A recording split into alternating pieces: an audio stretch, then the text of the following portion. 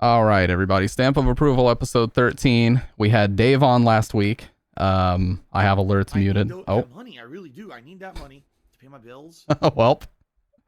Okay, now I'm gonna have alerts muted. What's up, Mag? Okay, alerts officially muted. So from here on out, no more Dark Side Phil. Anyways, I had Dave on last week. This week we got Ultimate Gohan 400. Anybody that doesn't know who he is, mainly a T-Hawk player. He streams a lot of USF4, but I know he plays a lot of Call of Duty, and I'm assuming Smash as well.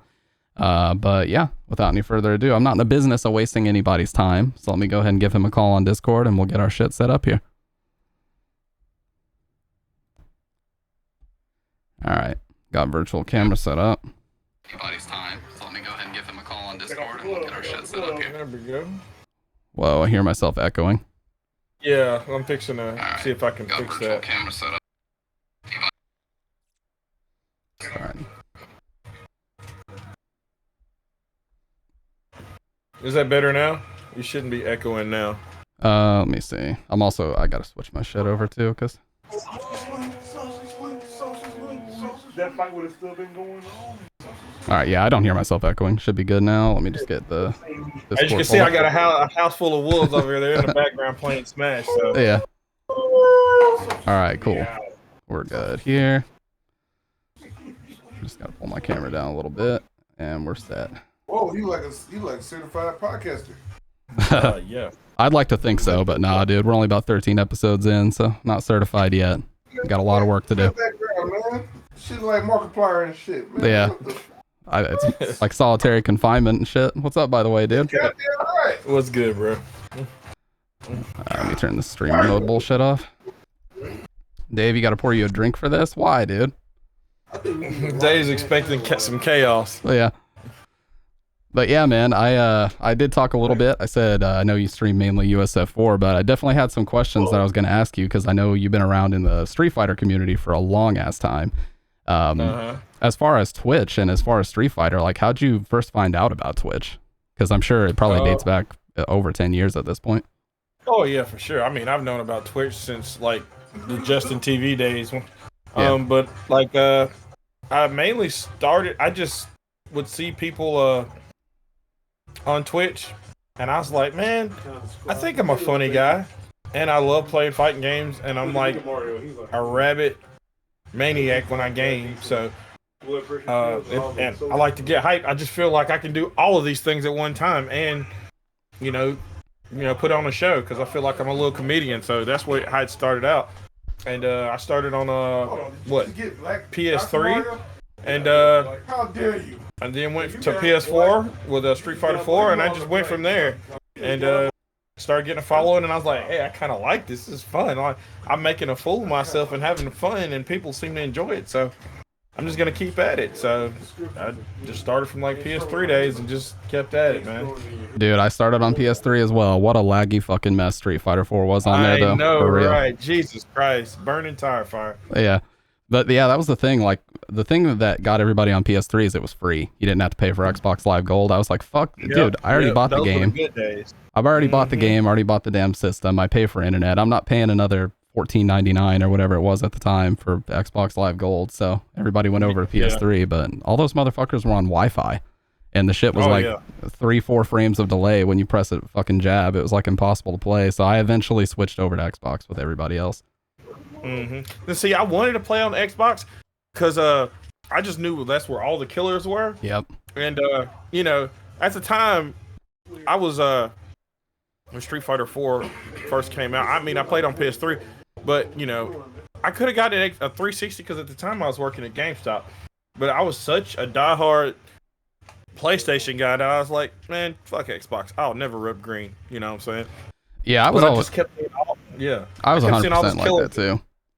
Kept seeing all those killers, and then I went to my homeboy Steve's house one time, and that was my first time fighting Punk. This is back when his gamer tag was like CM Punk 5000 or something. Yep. And I didn't even know it was Punk. He used Ken back then, and I didn't even know who Punk was. I just know I was like, I thought I was nice, but his Ken would just destroy me, and I just was like, I don't understand how I can't beat this guy. So then my boy's like, bro, I fight killers like this all the time on here. And so I just spent the whole day playing, mainly get my potato peeled. I was getting my shit pushed in deep. Yeah. But I had so much fun doing it. I was like, screw it, I'm just gonna go ahead. And I got me a 360 and I started playing on there from time to time. I still play mainly on PS3, but when I really just want a challenge, I jump on Xbox 360 under my this is back when I was in this group called S Club. There you had S Club and Ambu and DSC, JVDSC. You had all these groups and stuff. I call them shit club, but yeah, that's what I did. We used to go on there and just tear it up, man. Those are the good days right there, man. Nothing but salt, bro.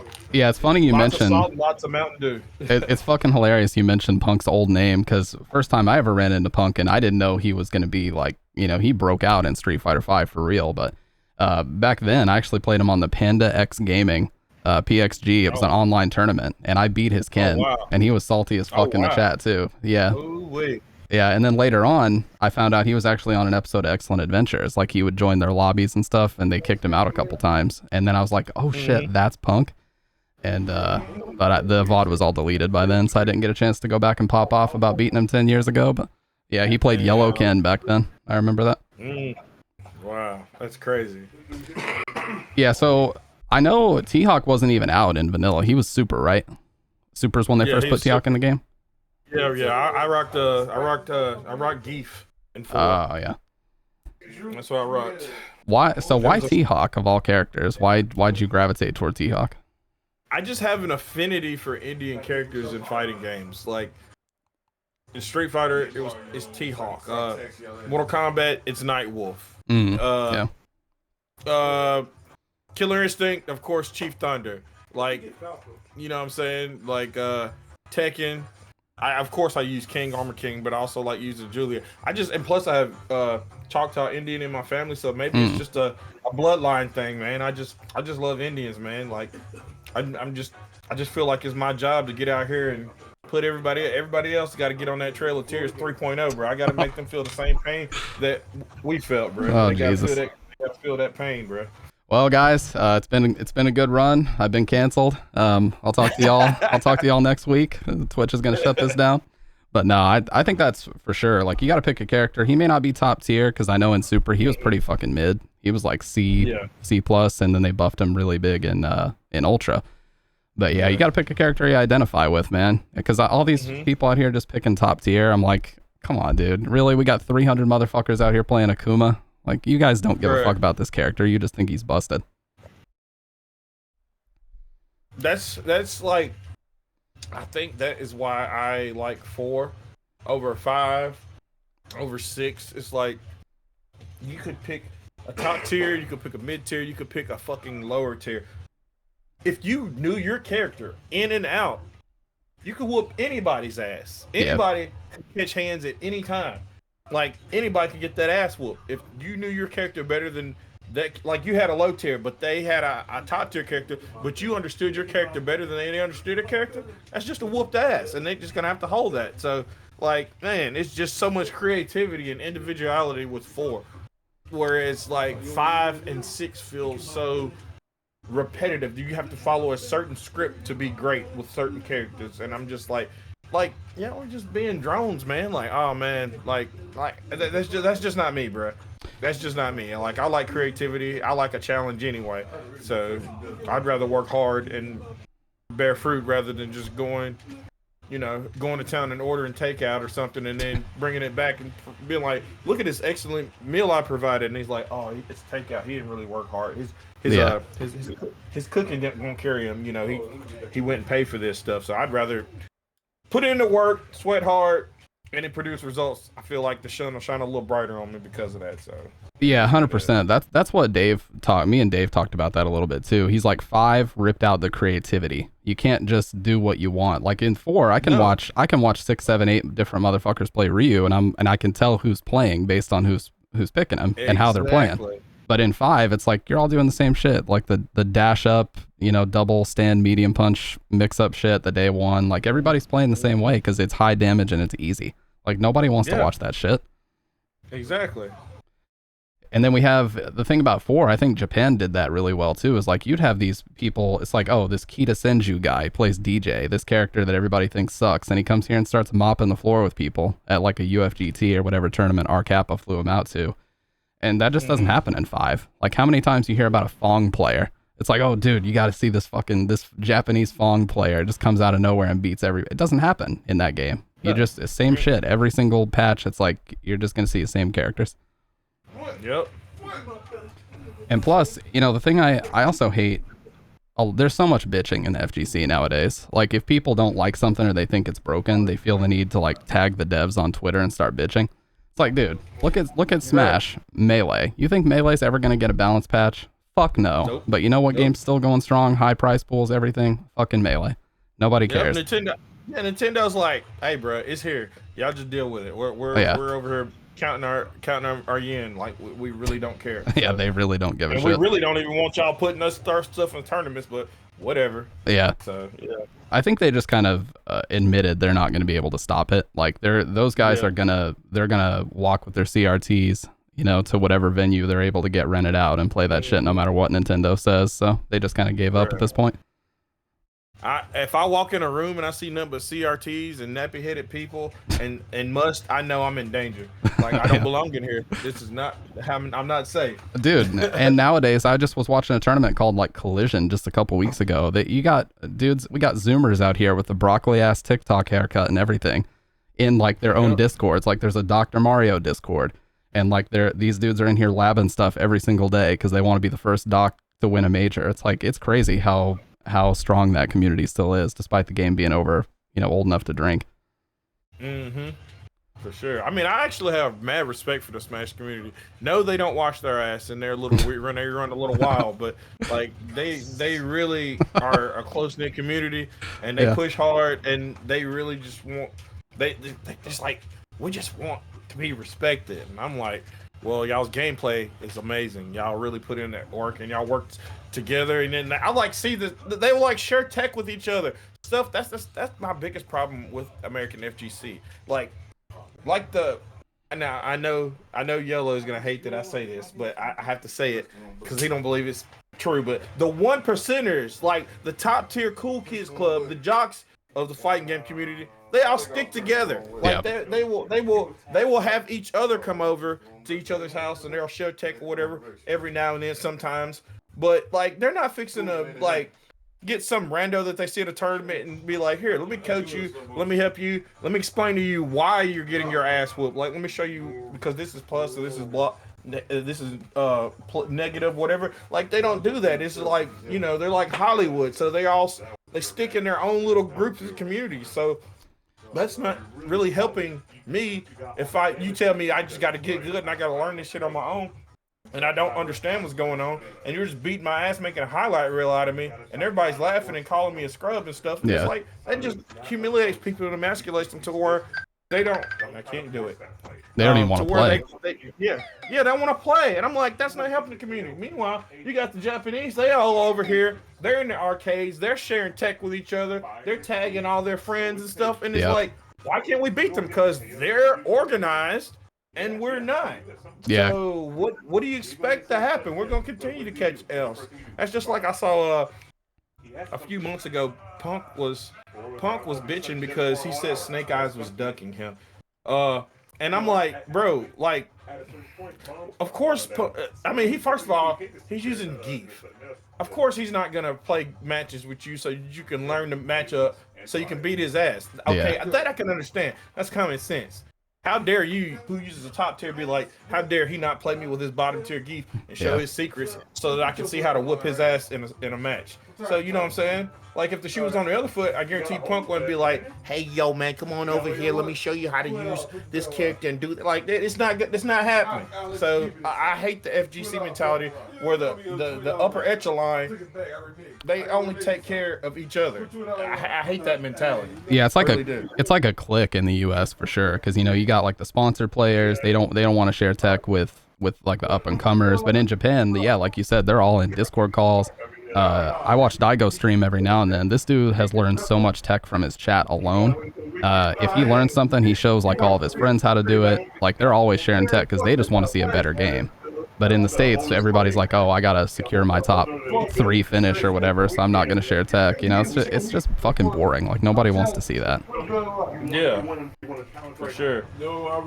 That's why, like, it was refreshing. I hate Jerry, but it was so refreshing to see, like, pretty much somebody that's not known, Yeah. who's a weeb, win with Jerry instead of freaking Luke, bro. I'm like, oh my god, yes. Like, team foot fetish, let's go. Then this dude spurned Red Bull Kumite just happened to say, hey man, I'm going to this anime convention. Y'all can kiss my ass. Like, that's what I'm talking about. That's what I'm talking about right there. I fucks with that heavy, man. Yeah, and that dude's what, from Taiwan?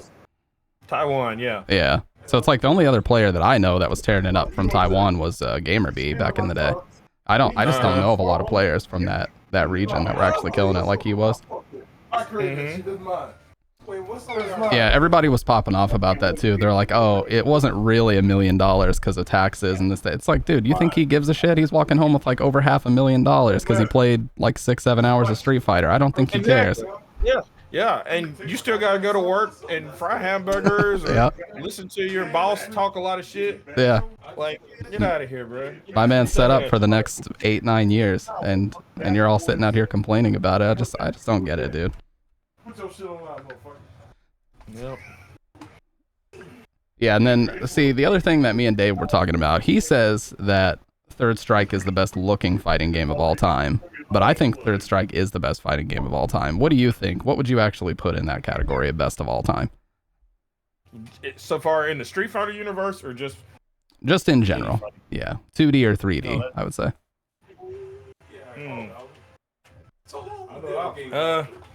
That's hard because I really love Third Strike. Third Strike is my favorite. Okay, there's 2 ways to answer this. For the Street Fighter series, Third Strike is my favorite for sure. Yep. Like, it just, the 3 series just holds a very, very huge place in my heart. I just remember back in the day, me and my brother playing it on Dreamcast, and it was just the music, the characters, just everything. It was just so hip, and it encompassed everything that I was as a teenager in the 90s. So it just, it's got a heavy place in my heart. So far as the GOAT, I'm like, man, it's not, maybe not to y'all, but honestly, my favorite fighting game, it's not the best looking, but my favorite fighting game of all time would be the sequel to Rival Schools Project Justice on the Dreamcast. That was my What the fuck is that? which I wish that they would make a remake of, or a new version of. Yeah. But yeah, man, that's my favorite fighting game. But Third Strike definitely will be my to me, is the best looking. It's everything. Everything's A's across the boards. The fighting mechanics, the music, just everything about it. Like, yeah, even in Third Strike, even the taunts served a freaking purpose. Yeah, man. yeah. Like, come on, bro. Like, it's beautiful. Yeah, the thing that's crazy to me still about Third Strike is how different it is from Second Impact. Like, Double Impact didn't have any of the hip hop vibe going on. It didn't have any of the infinite rapping. It didn't have, a lot of the shit. And it's like Third Strike, they just went back to the drawing board and said, reset this whole fucking thing. We're just going to try this one last time. And that's why, in the intro, it says the final battle, because they were like, fuck it. We're just going to try Street Fighter 3 one more time. If it doesn't work out, we're just going to shut it down. And then they ended up making like the greatest fighting game of all time, in my opinion. So. Oh yeah, for sure. Yeah, I think for 2D, I agree. I say Third Strike, and then 3D, I actually am gonna pick not so popular Tekken, but I'd say Tekken 5. Something about Tekken 5, I think it just landed perfect on that one. That was the PS2 one. Everything about that shit was sick. Like, the music was perfect in it, movesets, looks, design, characters, everything. And I don't think Tekken 6, 7, or 8 are bad. I just think 5 nailed it. Got everything perfect. Just got everything right. Yeah. Yeah. When I get back, I want to win. You want.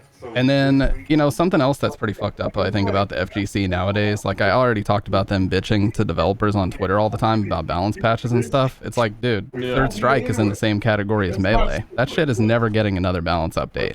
But you know who still plays it at Co-op Cup every year? A bunch of people in Japan play it on cabinet. We got the Jazzy circuit here in the US. I just hate the way, devs are pressured into changing shit so often nowadays. Like, you don't even get a chance to learn how to counter the busted characters before they're in there patching the shit. There, and that's like we come from an era where it's like you said, you know, you just had to get good. Or Yep. shut the hell up and watch the people that were good. Yep. Put on the show. You sit there in the cheap seats. Like nowadays, like you said, as soon as something they don't like, they complain. That, like, prime example, I hate to use Punk as an example. Look what he did at Kumite. He can't just be like, good games. I Yeah. got my ass whooped. He's like, you know, hey, Blanca's the only person I know that I've had a problem against, and no matter what I do, I can't beat this guy. And you kind of want to be like, shut up. You're just crying. You're not being humble.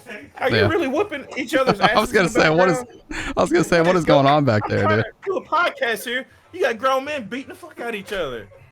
Man, Jesus Christ, man. That's what happens when you have just a bunch of ninjas in the background. They don't know how to act, bro. You toss some chicken in there, and it's a raw rumble. Jeez. But yeah, what was I saying? Oh my God. Yeah, so you know, like, yeah, you might give some validity to his argument because then Knuckle Dude, who is by his own right is a god in Street Fighter. Yeah. He caught the fade too. So it makes you think like, wow, maybe there needs to be something done. Like, no, there doesn't need to be something done. Mina RD is a beast. Like, nobody's using Blanca the way Mina's using Blanca. Like, so it's not the character, it's the person using the character. Just like you've said in other tournaments, when people were scrubby, you held up that sign, skill issue. Yep. The problem, like, you go in the bathroom, you cut on the light, you look in the mirror, you'll see where the problem is. Like, shake my hand, GG's. Next time, bro. Like, Yeah, or not only that, it's like, dude, pick a fucking top tier or just play the same character. Like in Third Strike, yeah, nobody can beat Ken, Yun, Chun. What do? They eventually just pick those characters. If you want to win a tournament, you are going to have to pick a top tier. But to sit here and pick a low tier and then go complain to the devs that you want them buffed, it's like, dude, we're not even playing the same game 6 months down the line. The game comes out, it's balanced the way it is. Like, I remember Street Fighter V, every new season, they do a big balance shakeup. It's like, dude, I could have learned the game in Season 1, and then I come back to Season 2, I don't know what the fuck's going on. I just hate the way, you know, they're changing the balance so often. It's like you don't even give people a chance to learn the shit nowadays. They just want to complain about it. Yeah, to me, it's like the audacity, me using a top tier, getting my ass whooped, and then telling the dev, bro, this dude's using a low tier and he's beating my ass. Fix Okay, this. Like, yeah, that's a you problem, dude. It's like playing Smash Brothers and everybody's beating each other up, and then you see one dude over there in the corner chilling, and he's like, this ninja's got 3 stocks, jump him. Like, bro, mind your business. Like, worry about yourself. Worry about what's going on in your garden. Don't worry about what somebody else is cooking up, man. Like, golly, bro. It's just, this is the spoiled era. This is the pamper. I call it the pamper era, bro. Everybody just acts like babies and cry. Oh, this is broken. And this, dude, I use Lily. I'm out here doing stocks and still getting the wind knocked out of me, bro. Like, I ain't trying to hear that crying, bro. Like, bro, all this crying, bro. Like, take that shit somewhere else, for real. Like, shut up, bro. Yeah, and then I love social media and I hate social media because that's all it is people going online crying. I had a bad day because I lost this and I'm gonna do better, but I just want you guys to feel sorry for me while I use this $100,000 I won in this Arab tournament and cry my tear. Like, shut up. Yeah. Shut up. Some people got to go to work tomorrow in a dildo factory with a straight face and make dildos, and you crying because you fucking you got 3rd place at Kumite. Dude, Twitch is gonna flip the switch on this shit before we're done. I mean, we've already had three pause moments. I haven't even got a chance to get a word in. Dave tried to warn you, bro. That's true. That's true. I can't help it. Could y'all bring one of y'all bring me a beer out of the fridge? It doesn't matter. Just random select. Yeah, ain't no burger for you, bro. It's 100% the same in other communities too, because like I've been in the Counter-Strike community for well over 10, 12 years, and it's the same deal now. Bitching about guns, bitching about damage. Like, dude, nobody wants to actually put in serious time. We got these streamers doing DGen hours of like 12 to 14 hours of ranked, but all they want to do is bitch and cry when they're off stream about, oh, this gun's fucking busted. It's like, man, learn how to fucking play. That's all. And I agree. We come from an era where like, you go to the arcade and people just shit talk you the whole time. Like, you suck. You gotta get better, and they're not even gonna show you what to do. You're just gonna sit there, take your L, and deal with it, or just leave the community. Those are only 2 choices back then. Yep. Oh shit, lost my notepad here. But yeah, that's the other thing too. I think what's most fucked up about fighting games now is like tournaments are awesome. Like Street Fighter 4 pushed a ton of units and Street Fighter 4 revitalized the whole community, but you watch a tournament now like a major, it gets like 25, 30,000 views. I think all the momentum they built up with 4 got kneecapped with 5, you know? Like the viewership started to dwindle and nobody really cared anymore because it's like you're going to watch the same characters, same players, doing the same combos. And then a bunch of people outspoken about how shit the game was. And just waiting way too long to put out the characters that people actually wanted. Like they didn't put out Dan until the game only had like a year left on it. Like what the hell is that? Yeah. So now Well, the thing that I heard about season 5 of Street Fighter 5 is like when Ono was still in charge before they got rid of him. Yeah. That the first tester for like beta test for like Street Fighter 6 was so bad that they was like, we can't put this out. Yeah. We're gonna get shit canned way worse than we did with the launch of Street Fighter 5 debacle. So like they fired Ono and they gave us season 5 Street Fighter, and that tied us over until they could right the wrongs that he had made with Street Fighter 6. And so that's the reason we got Street Fighter 5 season 5 because of that. So yeah, look, I mean, Ono obviously was super impactful at Capcom, but he's also responsible for the bullshit in Ultra Street Fighter 4, where he just said, "Hey, we got all these Street Fighter Cross Tekken assets laying around, throw them in Ultra. You know, take the shittiest maps that nobody asked for, just copy paste these characters into the game. Every one of them busted, by the way. I don't care what anybody says. Hugo's fucking busted." Poison's major busted. Elena's completely broken. Like that character is not even remotely finished, and they're just in the game, never to be patched. I mean, the last Evo we had a Street Fighter 4 was just if you start to lose, just pick Elena, and it was going to be that way. That's it. That was it. That was it for sure. She was Street Fighter 4's Street Fighter 6's Luke. Yeah, getting your ass whipped. Yeah. It's like Gamer B starts to lose, pick Elena, win. Momochi starts to lose in losers final or whatever, winners finals. I can't remember what it was. Pick Elena, he wins. He beats Infiltration with Elena. It's like, you know, if the game would have had another 5-6 months, that's all we would have seen is everybody just pick that character, and they were done. Like they were already getting ready to release 5. They didn't give a shit about 4 anymore. And that's another thing I hate about Capcom is when the new game comes out, they pretend like the old one doesn't even exist. Like they didn't support Street Fighter 4 whatsoever. They said that shit is buried and dead. Yeah. Yep. No prize pool, no nothing. It's like we're all on the 5 train, and man, that game launched in such a shit state. Like, how are you gonna put out a fighting game and not even have an arcade mode on launch? Like, what the hell is wrong with you, dude? Yeah, they're just, bruh.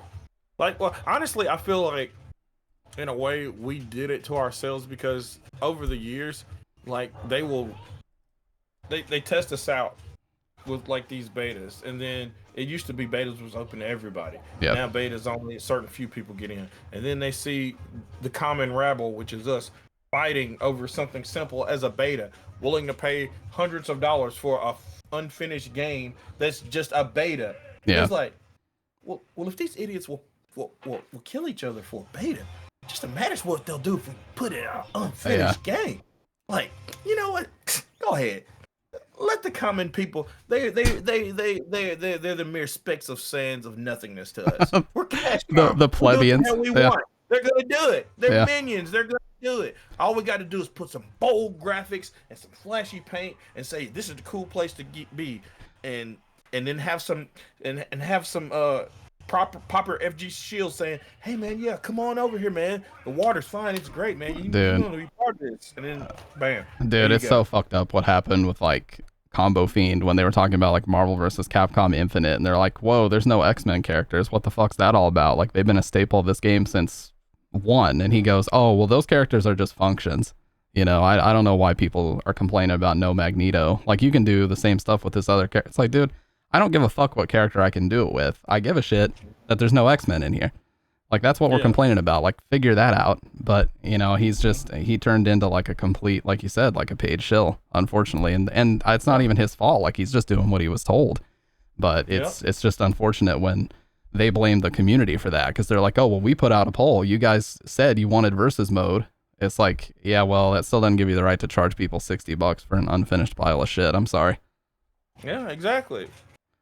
I mean, like I said, it's not fair that the companies do it to us, but at the same time, we as consumers, we enable this shit because we okay the shit. It was like, I'm not doing this. I'm buying this $70 game under protest. Yeah. I'm just letting you know I'm not happy. You guys need to fix it. And they'll be like, sure, we're gonna fix it. Yeah. Whatever. So I mean, like when you got, like I said, when you got people willing to pay real money for a beta, you're really literally paying to play an unfinished game, and they see this. So it's like, well, fuck it. We'll just toss them whatever, and if they're not happy, they're not happy. But for the few people that are complaining, we're gonna have thousands more that's gonna be like, hey, this is the greatest shit ever. Yeah. Now we're really validating these guys, and we're really gonna tote that Capcom flag because now people are winning $1 million.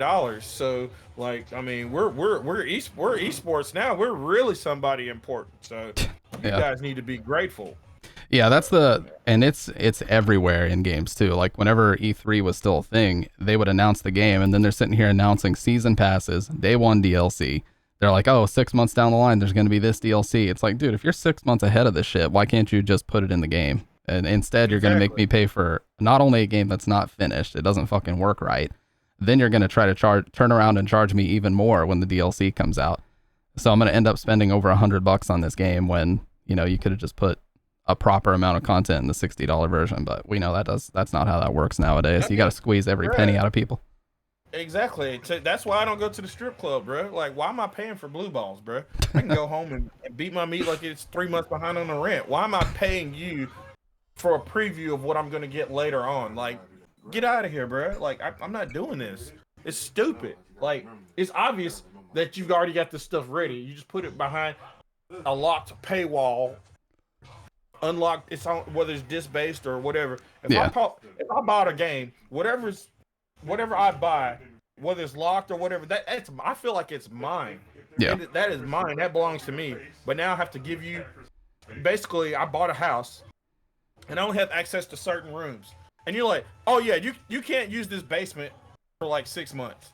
Like, but it's mine. Like, that doesn't matter. You got to pay for it. You got to buy the special key to unlock it. Like, that's bullshit. So, yeah, now what's fucked up too, I was just talking about this the other day. I bought games full price on PS3 back in the day. They first made that possible in like 2011 or 2012 or so. I go back, I hook up my PS3, I go to launch the games. It says this content limit has expired. The time limit expired. You lost the license for it. What? You lost the license. Yeah, it's like I paid $60 for a fucking 10-year time limit, I guess. So when they decide to pull the plug and I'm not allowed to access it anymore, fuck yourself, I guess, you know.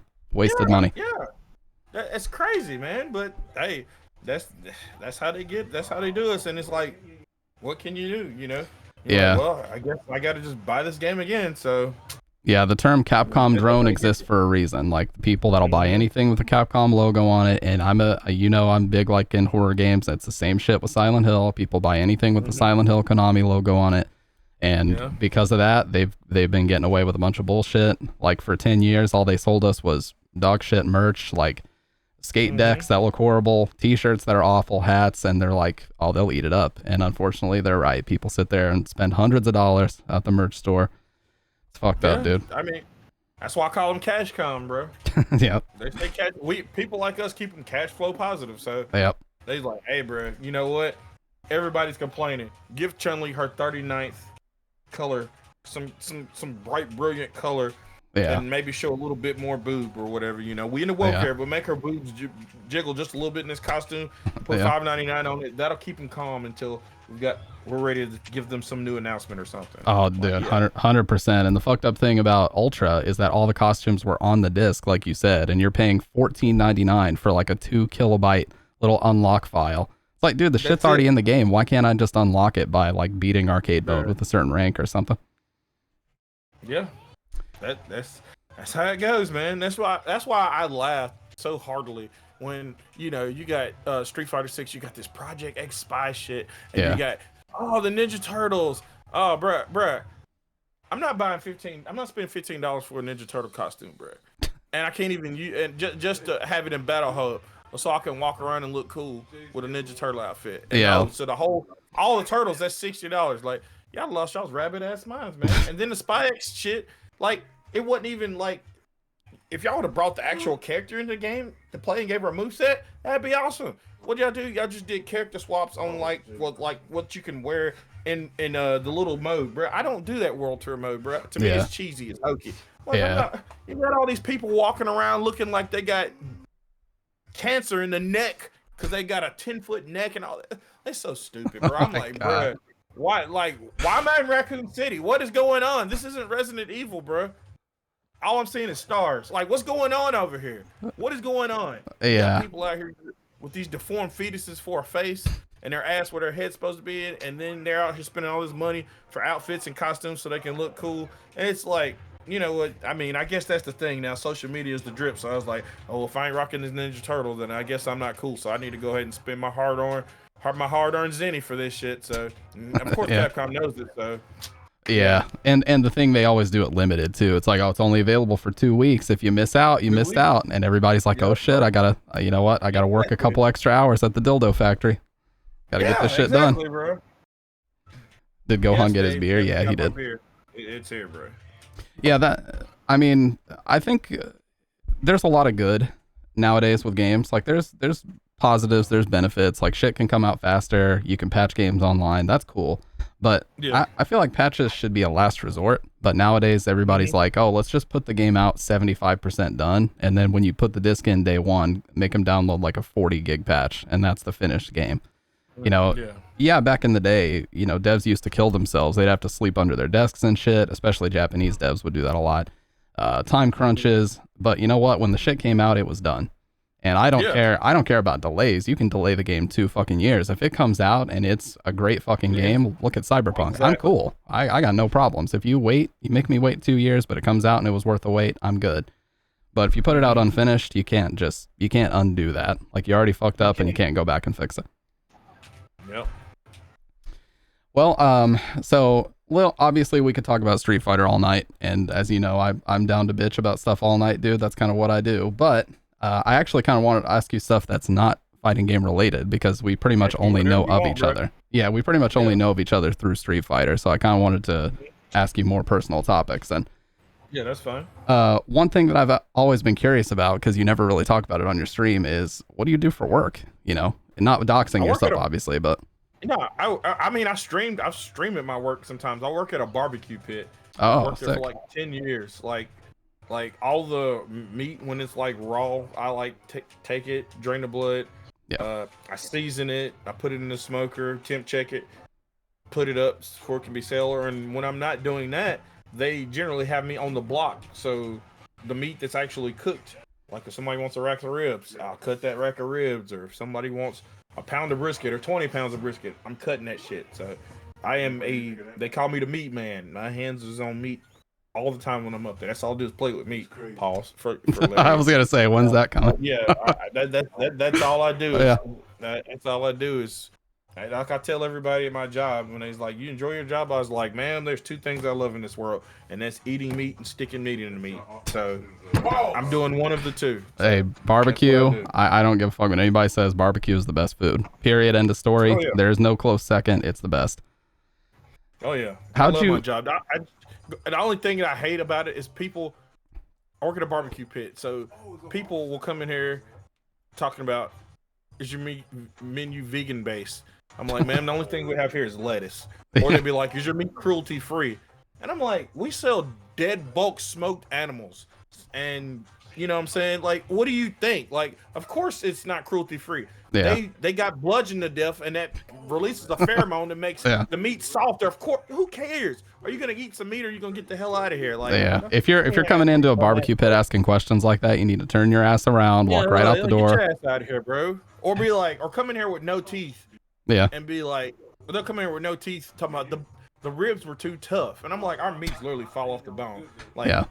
May I suggest some mac and cheese and some creamy spinach that's gum friendly? Like, yeah. Don't play with me, bro. Yeah, I think like one of the staples of cooking barbecue is low and slow anyway. Like if it's not fall off the bone, it's not even fucking barbecue, at least not proper.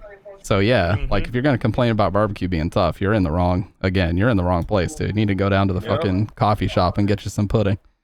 If you're complaining that much. How'd you get started in that industry? in food service in general? Like, how'd you get started? Did somebody tell you about it, or did you just find out about it? So I was living before I moved to where I'm at in Hattiesburg, Mississippi. I was living at the coast, and at the coast, I worked at a liquor store. Yeah. I had this Vietnamese guy who's in fighting games, real heavy in the fighting game scene, and he knew of me through the, every state has their local fighting game union or fighting game, whatever club, whatever. And so when I moved there, I was like, I hit him up, man, and he's like, hey, bro, we should come over and play some games, man. So I played some games with him. And he's like, bro, I got this liquor store, right? I was like, yeah. He's like, what do you know about liquor? I was like, I like to drink it. I don't know nothing about selling it. What else do I need to know? He's like, I give you a job, man. You can learn. So I was working there, and I was learning different types of wines and bourbons and everything else under the sun. And Asians just stick together. So I'm just seeing Asians come in there all the time. Yeah. And then because we play fighting games, like he'd have PlayStation 4 in there, so like we'd be playing games, and sometimes customers will come in there and we just do challenges like if it's like $10 to under $20. Sometimes we do challenges like beat my ass, and the store will pay for your booze or whatever. Yeah. And of course we would just be tearing their asses up. So they never won. And then we started having like locals in the liquor store. Yeah. And it was crazy. So it was like people come in, they buy booze, and we'd be in there getting tore up and have fight nights. Like after like the liquor store closed, we'd have fight nights afterwards, and we'd be up in there, and my boy would like get a couple bottles, and everybody would be boozed up and just beating the dog shit out of each other. So it was beautiful. When I was living at the coast, that's all we did is I sold liquor and played video games all the time. So it was phenomenal, man. I loved it. Yeah, dude, 100%. You can't beat that shit. You got a work environment where you got your friends and you can do fun shit and make money at the same time. Dude, I'll take a much lower salary to be able to do that all day. Seriously, 100%. I loved going to work because I met the craziest people, and I always had fun. And cats from Louisiana would come up sometimes, and like, I'm saying, as long as there are no customers in the store, I'm sitting there playing a game. Sometimes I would be streaming from my Twitch channel at work, whooping ass and selling booze. It was beautiful, man. I loved it. It was the best job I ever had, man. That's what YOLO said, is you would stream from there sometimes. That's what he told me. Yeah, it's you. Like I said, I wouldn't trade that. I work remote with what I do nowadays. It's IT stuff, but I do kind of miss having some coworkers that we just shoot the shit about life and whatever, and being able to do that. Like there was a local we had in my hometown. It was like a comic book store, but they had setups and people would go in there and play fighting games all the time. Online is just not a good replacement for that. I feel like in person, and it's never gonna be either. It's never gonna be the same. It never will. Is there crazy you said. It's crazy you said. I hate to interrupt you. It's crazy you said comic book store, because right next to our liquor store was this huge comic book store. Yep. So like the comic book nerds would come over because they either wanted booze or they see us in there beating the paste out of each other. Yep. And then they want to get involved. And like I remember one time we had like a little block party, like the comic book store and liquor store kind of threw like a little block party. I think it was like for like St. Patrick's Day or something. And like, man, everybody was drunk. Customers were coming in there buying booze, and we was whipping each other's ass. And it was just like, man, it was like the best time ever, man. Yeah. I was like, I don't even want to go home. Can I just, cause he had like a little spare office where sometimes he slept there, whatever. And I just like, bro, I'm too drunk to go home. So I just slept in the office overnight and then got up the next morning, clocked in with a hungover, and went right back to work like it wasn't nothing. So yeah. No, that sounds fucking awesome, dude. That's one of those things, like people lie about that stuff or joke about, man, I get to do this at my job, but when you actually get to do it, that's the best. Like I said, I would not trade much for that. That sounds fucking awesome. Yeah. Mm-hmm. So about, what you used to do and this, is there anything that people don't really take into consideration? Like you already talked about weird ass customers complaining about cruelty free and meat being too tough and this, that, and the other. But is there anything like specifically about the job that people don't really consider or think about a lot? That, even though it's commercial barbecue, there's a skill, there's a science to it. Like the meat tastes different at certain temperatures, like how a rib tasted, how a rib might taste at 180 degrees as compared to a piece of brisket is going to taste different. You can't use the same seasonings on a brisket that you would use on a rib or on ham or on chicken. Like the thing I hate most is if I see somebody that's like prepping meat, if I'll see them put pork on a platter, and then they'll prep it, and then they'll take the pork off, and then they're fixing to put like a raw brisket on that side. I'm like, yo, what are you doing? You can't be mixing you can't be mixing bird with beef or pork with chicken. Like, you can't do that. Like, it's cross contamination. Like, y'all are wild, and they look at me like you're crazy.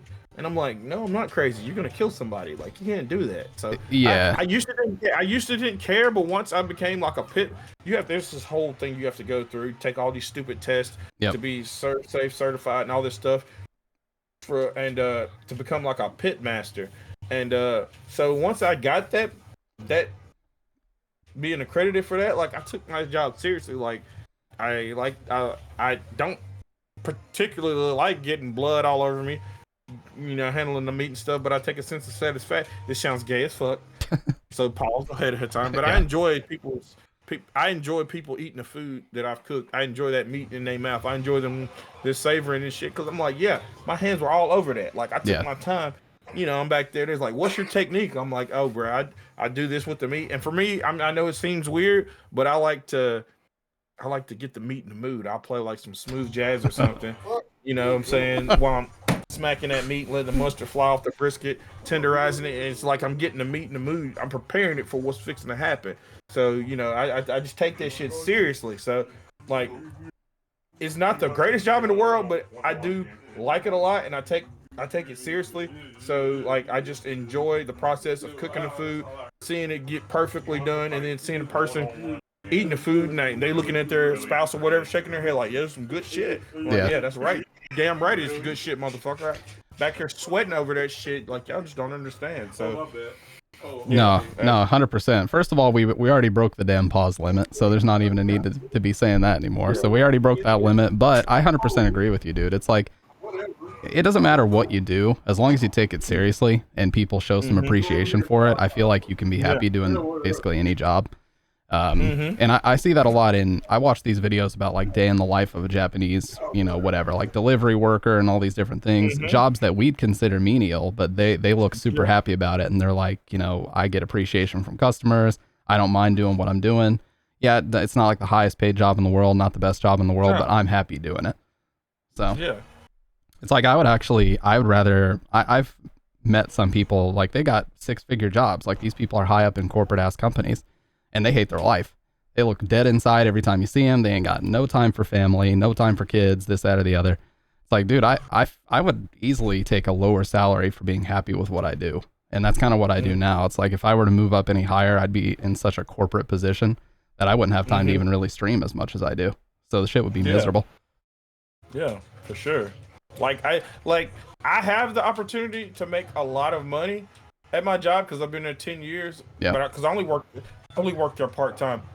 But which I don't care if the stream knows this. I don't care about my life like that. But because I pay child support, if I worked more, DHS would pretty much be like, we need all your check. And it's it's not because I don't pay my child support, but because, like, if you get behind on your child support, they have the right to take as much as they want.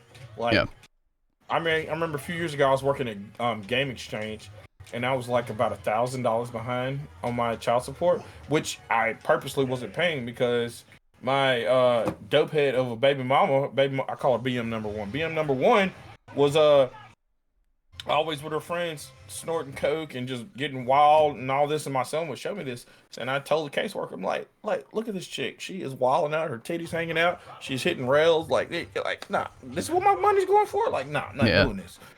And so I remember I had worked at Game Exchange, and I had worked because we get paid every 2 weeks.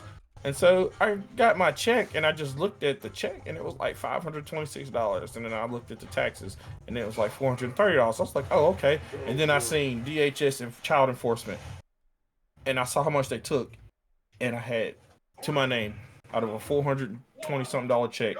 I had $27.13, and I was like, nah, bro, I can't do this. Can't do this. Yeah.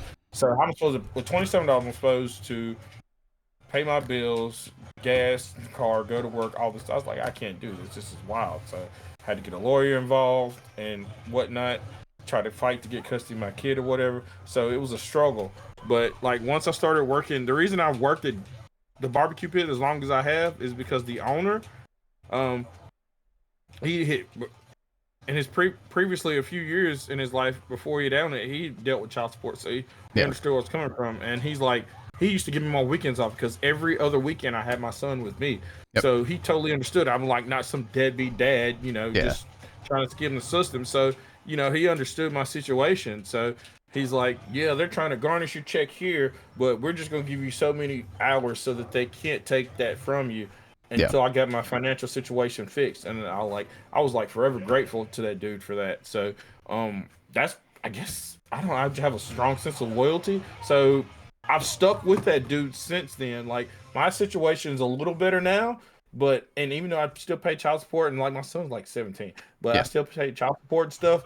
But like I just know that they like child support. As soon as they see that you're making a lot of money, is like, gotcha, bitch. So I'm like, all right.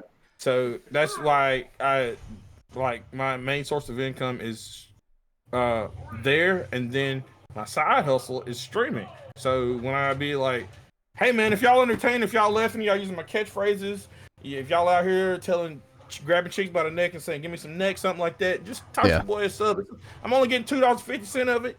Y'all motherfuckers got that shit. So, you know what I'm saying? Like, help your boy fly. Let me catch a thermal so I can be great too. So, it's crazy and it sucks, but, I just choose to look at the positive in life and be happy rather than just be like, oh, I gotta work and this life sucks, like I'm just too happy to just sit there and focus on the negative. So no, 100%, dude. I think that's fucking awesome because a lot of times with your bosses or whatever, they don't want to consider your situation. They don't want to think about it. They're just looking at their watch like, why aren't you here on time? What are you doing? I just need your ass in the seat doing your job. So if you can find a boss that can level with you and they kind of understand the shitty part of your situation, whatever you got going on. Again, I'm the same way. If I find a boss that's like that and they set me up and they help me out, I'll stick with you for 10, 15 years, dude. If you're going to help me out, I'll help you out, mutual benefit. But, pause, by the way. Anyways. Oh yeah. Well, Larry is lurking. If Larry is not lurking, he's got loyal lurkers, what I call them. That's be like, hey, yeah. That dude said something gay and he didn't say pause. He's sus. Put him in your sus list. So yeah. Well, you gotta say pause. Yeah. Well, the thing is, I think that's 100% true. Plus, like I talked about before, money. I totally agree. Money's not everything. It isn't. It's nice to have, but it's definitely not everything. Yeah, it's like, dude, I would much rather, like you were talking about that situation where you're working at a liquor store, you got all your boys, you're playing Street Fighter every day. You got my life, man. Yeah, and that, I mean, you have that to look back on, whereas other people, what's up, Larry? Whereas other people, they went to college, they started climbing that corporate ladder, and all they have to look back on is like the grind of how they got there. It's like you look behind you, you got no friends along the way. You got to like backstab people to get where you were at. And it's just fucking miserable. Like it's just not the way that everybody needs to be going through the workforce for sure. Yeah, most definitely. Well, so changing gears, because I've told a few of these before, what is the absolute craziest thing you've ever seen at work? At any job you've ever been at? What's some of the craziest stories you've ever had with customers, with coworkers, whatever it happens to be, bosses, otherwise? God, I've got too many at the barbecue pit. During COVID, a chick was washing her hands in the soft drink dispenser. Jesus. Yo, you can't do that. And she's like, but I need to sanitize my hands. It was like, bitch, we have a whole bathroom for that. Yeah. But she wasn't having it. She just kept washing her hands. We literally had to call the cops to come get her, scoop her ass up because like she was not going in the of course the customer's like, oh my God, I can't eat. And we was like, we're trying not to put our hands on this bitch, but she got to get the fuck out of here. So the cops came, they SPD'd her, she's out of there. All right. And they gotta start pulling out the phone, recording the TikTok, like, oh my God, don't go to this place. They're treating me so badly. It's like, what are you doing, dude? Get out of here. Stop being a crackhead in public. Another time, what we used to do before they gave us like a little bin, we take the ashes because we smoke all our meats. Yeah. Pause. And so we use the hickory wood or whatever, and the ashes from the hickory, whatever, when the wood burns down, we take the ashes, we put ice on them to cool it off, and then we had like on the side of our garbage, or we had this big wooden fence that housed our garbage cans, and we dumped the ashes on the side because it's like an embankment, and it goes down to like a little creek. Yep. Well, the dumbass of the day decided to take the ashes out like they're supposed to, but they didn't put ice on them. So then the whole area where the garbage can was caught on fire, and it's also Jesus. where our grease. It's also where our grease trap was. Yep. So that caught on fire, and it was just chaotic. And then so we had to shut the store down, and it was just this big scene, and everybody just kept popping jokes about y'all smoked meat for a living, and now y'all shit's on fire. Like it was chaotic. It was just wild because we was just out there tossing buckets because it was starting to come toward the store. Yeah. Which was it was just crazy. Yeah, and So, water doesn't do shit on a grease fire. You got to use salt, right? You got to stuff it or suffocate it and use salt, I think, are the only two things you can do for a grease fire. Yeah, so it was just chaotic. So that it was a bit madness. Now that's about the only thing crazy that happened there. The really crazy stuff always happened at the liquor store. Yeah. It was a dude and his wife they were just arguing over wine. I guess he had a bad day. I don't know. But she wouldn't make up her mind, and then he just manually started choking her. Like Hugo, just Yeah. I was like, I didn't know what to do. I was like, yo, he's really choking. He's really cutting that air off. I didn't know what to do. And I was like, you can't do that, bro. Like, y'all gotta take that shit outside. And then he went from choking her to like physically whooping her ass. So Oh my God. I had to like grab, because we had like a shotgun and a 9mm. I grabbed the shotgun and I was like, yo, get the fuck out the store. Yeah. And I called the cops, and it was crazy because as soon as they went outside, they were like cool again. I was like, Yeah. he was literally, he just spent all his meter on this broad in here, and now they're outside and everything's cool. It was like, I was like, I'm looking at the wall like like a sitcom, like looking at the crowd, like Getting that punked. really just happened. So Yeah. like, what is going on? So yeah, working in a liquor store is crazy. You got crackheads, you got the crackheads will come in there and try to do tricks and shit to earn their booze or whatever for free. Just can I use your bathroom? No, we ain't got no bathroom. Well, can I go pee on the side of the building? Like, I don't give a fuck what you do. Just get the fuck out of here. Yeah, just don't do it in here, whatever you do. Yeah, it's crazy, man. I've had some crazy stuff happen in my time. I was talking to this one chick. We were just chopping it up. She was fine. I'm talking like titty city. She was beautiful. And I said, bruh, let me go ahead and dash up and hit this 720, see what happens. And it worked. And she was like, yo, yeah, I just broke up with my boyfriend. So pull up. And I pulled up and everything was great. I was in there hitting them 720s and hitting the eagle screams. And then her ex came home. And, Jesus. Yeah. Yeah, that was hard to explain. And This is what it looks like, by the way. He comes in. I was just standing there with my meat like, I'm sorry, bro. You know what I'm saying? I'm sorry, bro. But you know what? I got enough meter to just get out of here. I'm not trying to spend it fighting you, bro. I'm gonna just be on my way. And he had so much hurt in his heart, he didn't even want to fight me, bro. So I just quietly just got my things and just left, bro. Because I don't know if she was lying and that was still her boyfriend ever, but he was just the look on his face. You know how they have that anime music playing and sad stuff happens? That's how he looked, and it was just like, I just was like, I've been in it, so it ain't no good for you now. It's a wrap. But I almost wanted to give him a hug. I felt bad, bro. But yeah, I just left, and it was so awkward because then she would keep coming back to the liquor store, and I just wanted, So and sometimes he'd come in there. And I'd just be like, you know what? I'm gonna get my employee discount because I know he hurt you. You know what I'm saying? So, because I was out there for my people, bro. I was like, yeah, that's for them 400 years on that ship. Saying, are we there yet? Feel all that schmeat, not that meat, that schmeat. You know what I'm saying? So. Oh my God, what the fuck, dude? Yeah, non-liquor stores are insane, bro. They're crazy, bro. You fucked his girlfriend, and then he comes home, and you gotta support him. Now he's looking all sad. Bruh, yeah, bruh. bruh, don't forget to subscribe, bruh. Subscribe and donate, bruh. I'm out here trying to. I'm the one begging for subscription. Now I gotta get this. Now I gotta toss this motherfucker a subscription. Oh my god, I'm sorry, bro. That is legit. That's one of those things. Like if it didn't actually happen, you couldn't even think to make that shit up. That's that truth is stranger than fiction shit. Yeah, bro. Right. I mean, you can look at him and tell that he wasn't a Yu-Gi-Oh player. His heart wasn't in the cards. Like I already knew. Like if cause my thing was, I'm like, I'm not fixing to fight. I'm butt ass naked. It's gonna be gay as fuck, pause. But I'm gonna command grab this dude, and then I'm out, bro. I'm gonna get one good Hugo SPD in, and then I'm out, bro. But he just, I guess he sized me up, and he's like, nah, bro, this ain't it, bro. I'm hurt. Just leave. And she was just laying here like, why are you here? Why are you here? What do you even say to that? Like you're just standing there, like you had no clue what's going on in this situation. We just stood there. I was fully naked, glistening in my glory, sweat, proud sense of satisfaction and sweat dripping down on me. And I'm just looking at him. He's looking at me, and I was just like, no, I'm gonna just head on out. And just breeze by him, and he was just still standing there. And when I shut the door, I could just hear him saying, "How could you do this to me?" I was like, you know what? Not my problem, bro. Not my problem. But then I saw him like literally the next week in the store, holding hands and hugging each other, and I was like, bro, like she was consuming all my meter.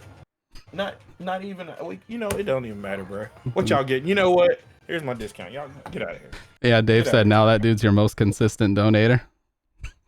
Huh. Maybe, bro. I don't know, bro. Oh my god. Well, that's definitely not where I expected that story to go. But holy shit, dude. That's actually some shit that like if it didn't happen, nobody would believe it. But the fact that you can even recall that story as quick as you did, I'm inclined to believe it. I've seen crazier shit happen. Yeah.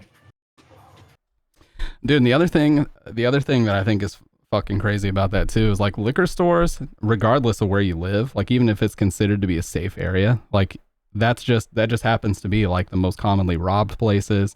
I think it's also like statistically the highest volume of cop calls or just police calls in general are like to liquor stores and convenience stores. Yeah. So it's a fucking risk, and it's a risk for not a lot of money to work at a place like that, dude. Like we were in a very high-end area where it was a lot of rich people, but of the European persuasion. But it's just I don't know, man. It's just some days it was chill, and then just some days you come to work and it's just people just hanging out a lot. It feels like the first level of Final Fight. You just got a ninja in blue jeans, jacket, vest, standing there like, yeah, bro, you want to square up? And I'm like, yo, I'm trying to just get in here and do my job. Like, man, you kicked me out the other day. It's because you didn't have no fucking money, man. Like, get the fuck out of here. So, yeah, it's crazy. Yeah, then you got... I'm not going to lie. I was paid very well, and I ain't going to lie. I was paid under the table, so I was not complaining at all. True story. All these Asian people, I swear, it's like the Yakuza, because like they were running like this gambling thing off of soccer, basketball, football, whatever. And so at the end of the week, all the pool money would just be collected in this, and it was like hundreds of people in this pool, and it'd be like in this garbage bag. And like we go in the back office, and he put in a machine and counted. I'd never seen so much money in my life. Like, first of all, Asians are very mistrusting of anybody that's not their own family. So me just being a random black guy, even though the boss trusted me, he had to do tests. He would do like little tests. Like when I first started working there, like I went in the bathroom and there was like a paper bag with like $5,000 in it, and I'm like, "Yo, Paul, bro, you like left us in the bathroom?" He's like, "Oh, did I? Oh man, I don't know." Oh, silly me. And I'm like, yeah. Or he'd be like, yo, somebody came through it, because like people just randomly come in and have me an envelope with money, and he was like, oh yeah, Tran came and he dropped off like $3,500, and I was like, it was more like 68. He's like, 68? You sure? Sure, 135? I'm like, yeah, it was 68. He's like, yeah. And I'd be like, yeah, all right, cool. And then like 2 or 3 days later, we're chilling. He'd be like, yeah, man, it was 6,800, man. Like, you would have disappeared if just even $5 was short or something. I'm like, oh, who the fuck am I working for? What is going on? We play Street Fighter together. Now you say I would have been missing over $5? All these fucking mind games playing. Yeah, like, so he'd take me to his house with his family. I met all his family. They was forcing me to eat kimchi and all kinds of wild dishes and shit. And I was just like, yo, like, this is crazy. And then one time he just, after work, we went out way out in like the woods of D'Iberville. We ended up pulling up to this house, and then there's this big garage. Open the garage, RX-7, Evos, just all these fucking rice burners. It's crazy, which is like my dream. And I'm like, this is crazy. And then there was like a bunch of dudes there. It looked like a car meet. And then they brought this one dude in, and he had like a bag over his head or whatever. And it was one of their own, I guess, or whatever. I guess he had stole from them. And they were just like taking turns beating the dog shit out of this dude. I mean, they was working that dude. Yeah. And my boy was just like, that's what happens to family when they do us bad. Just I hate for anything to happen to any of my friends that did it to me. And I was just like, bruh, we good, bruh. Yeah, it's like what the hell? I got myself into a real life Yakuza I said, sequel. You're fried rice. I said, you're fried rice. I'm fried chicken. We're a combination plate, baby. You ain't never got to worry about nothing. And then after like that, everything was cool. Like everything was good. Like once he realized like that was good, like it was just like crazy because it's like, yeah, I sell liquor, but my secret life is I'm fucking with like some Yakuza like cats. Like it's crazy. So I had to tread carefully, man. It was man, I'm telling you, my life at that liquor store was like the best time of my life. But at the same time, I would see stuff, then I had to act like I didn't see shit. And I would just, it would scare me, but I was like, hey, I'm just here to get a check and to play video games. So that's what I'm going to do. So, yeah, you definitely got to take the good with the weird sometimes. But it's like, man, when you're seeing stuff like that, you got to wonder, like, what the hell did I get myself into, you know? Mm-hmm. And especially if you've been working at a place for a while and, you know, this dude's giving you like all these weird loyalty tests. It's like, what are we just here to sell liquor, or what are we here trying to do? Like, my ninja senses was telling me like, yo, they're gonna make toothpaste out of your ass if you even think you're gonna be slick. Like, don't do it, bro. Just suffer in silence, bro. You need the money, but you don't need it that bad. So yeah, hell no. Dude, I'll tell you something weird about the South too, because I'm also in the South. My family's from Ohio, but I live a little bit further south. I got to be careful, you know. I try to be really careful about talking about where I'm from because people could. Yeah, naturally, of course. You get the idea, but the thing that's crazy about it is like, me and my girlfriend, we've actually had situations where we definitely feel like we ran into cult members, like that type of shit.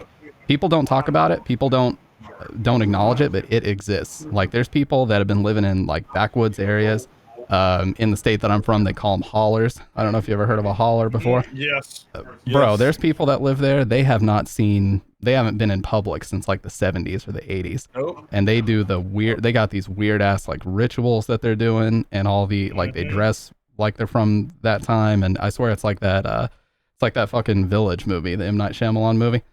Dude, it's some crazy shit going on in the South. Oh yeah, if you're down in this general area where I'm at, there's some Hills Have Eyes action. Yeah, absolutely, yeah. You can go down the wrong road and immediately be like, "Let me cock my gun and back up," because it's fixing to be some action. Yeah, no, 100%, dude. It's crazy, and that's, you know, you see it in movies and you see like the true crime docs and everything about cults, and everybody's like, oh, that's, you know, stuff that used to happen in the 60s, 70s, 80s, you know, Manson era or whatever. But no, it still exists nowadays. You just got to go south and try a little bit harder to find it.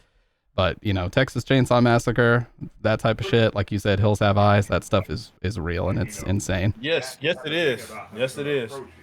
Yeah, there's certain, not here in Mississippi that I know, but I know in Alabama, there are still, it's not enforced, but there are still certain cities that if you're of my color, after a certain time of night, you better not be caught riding around in town. Oh, that is. You better not get caught riding around in town. Yeah. There's a city in the state Kentucky called Whitesburg that's like that. Literally a sundown town in 2024. It's fucking crazy, dude. Yeah. Like, and I know people in the chat or whatever would be like, yo, I got my gun. Like, they wouldn't do me like that. And I'm like, bro, like, you will be talking crazy to one person, and then out of nowhere, like 100 or so people that pulled up and snatched you, you just disappeared, and nobody know what the hell. I'm like, bro, I'm telling you, like, bro, like it ain't easy being down here, bro. You gotta know, you gotta always be on your P's and Q's, bro, because you could just go down the wrong road or be in the wrong spot, and then shit pops off. So, yeah. Lucan. Yeah, Lucan, Google sundown towns. These things exist down here. Yeah. It exists down here, bro. Like being a town during the day. Hey, how you doing? Nice to meet you. After a certain time of night, the fuck you doing? Yeah, and it's like right you'd be off lucky of. to even get that. The thing that's most fucked up is it could be like right off of a main road that shit like this happens too. Like Yes. literally one wrong turn and you go into the problem area. It's like, dude, what the fuck is gonna happen over here? Like you don't know what's gonna go down. It's crazy.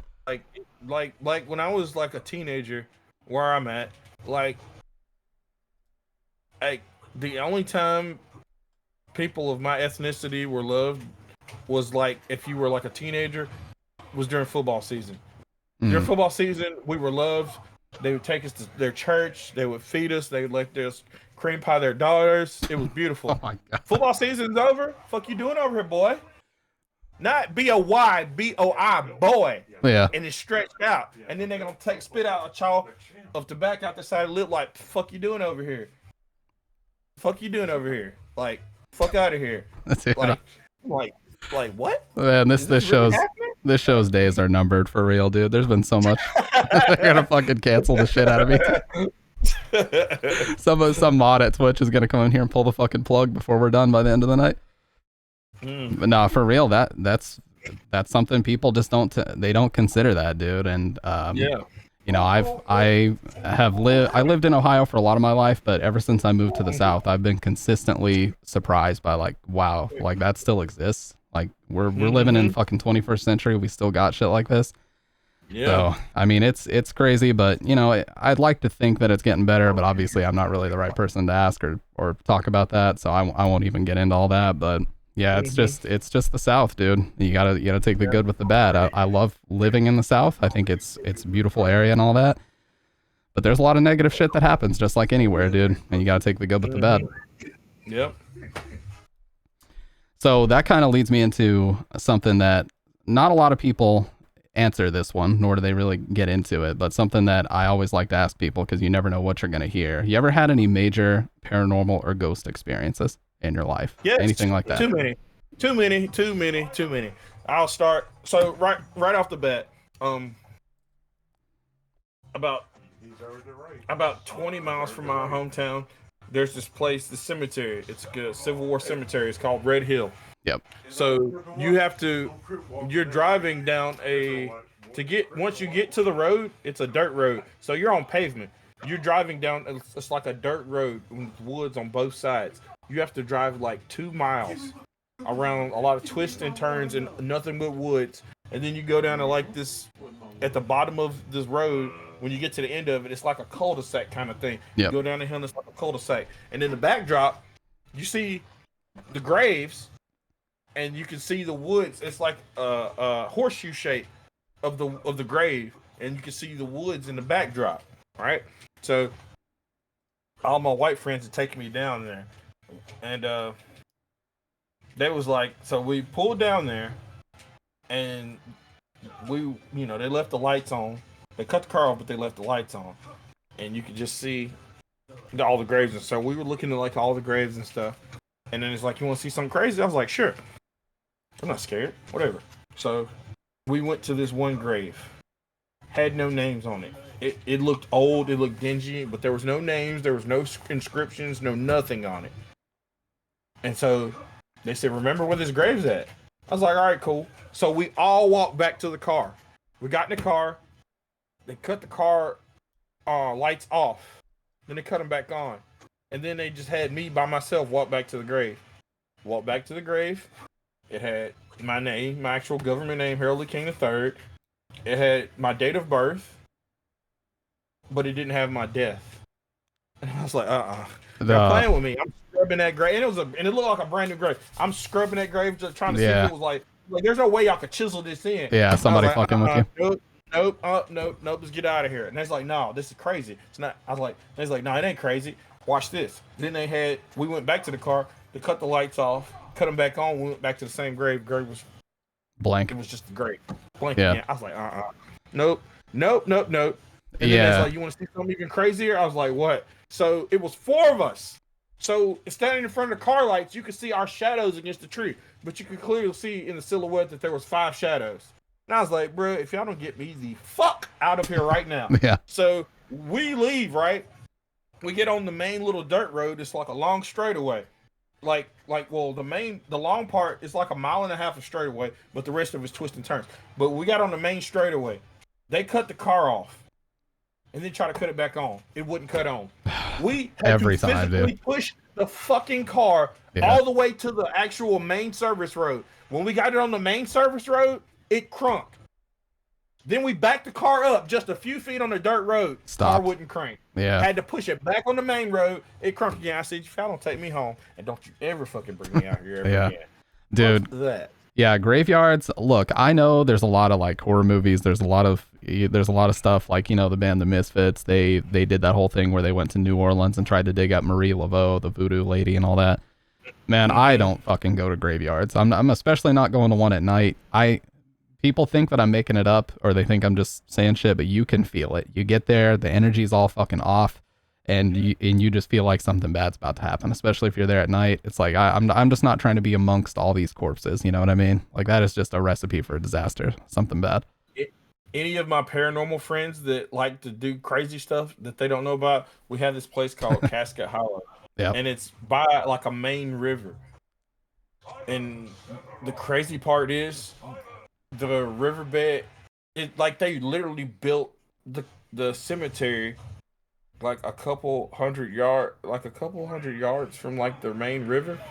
And like I guess over like 200 or 300 years, all the erosion, it's started to get toward like the graves. So when you get down to the river and you're like walking on the sand, like little sandbars, like you can walk and see like caskets half sticking out of the ground, like above you, like from all the years of erosion. It's like just caskets just like halfway hanging out, and it's like mad crazy. And like people literally like going and camping there like at night. Yep. Trying to get that like, clout. Yeah, it'll be fun. I'm like, you ninjas must be crazy. Yeah. Like, I don't need fucking TikTok with clout me. that bad, dude. I'm like, they ain't fucking with me, so I'm not fucking with them. Like, and they're like literally throwing rocks, trying to make a casket like come on earth from the ground. I'm like, y'all, like, I love y'all, but no, I can't fuck with y'all. Y'all crazy. Yeah. I'll tell this one because I know that this was before we started talking about you coming on, and I did say this with the first girl that I had on as a guest, but I'm just gonna tell it really quick. I thought we had a break-in.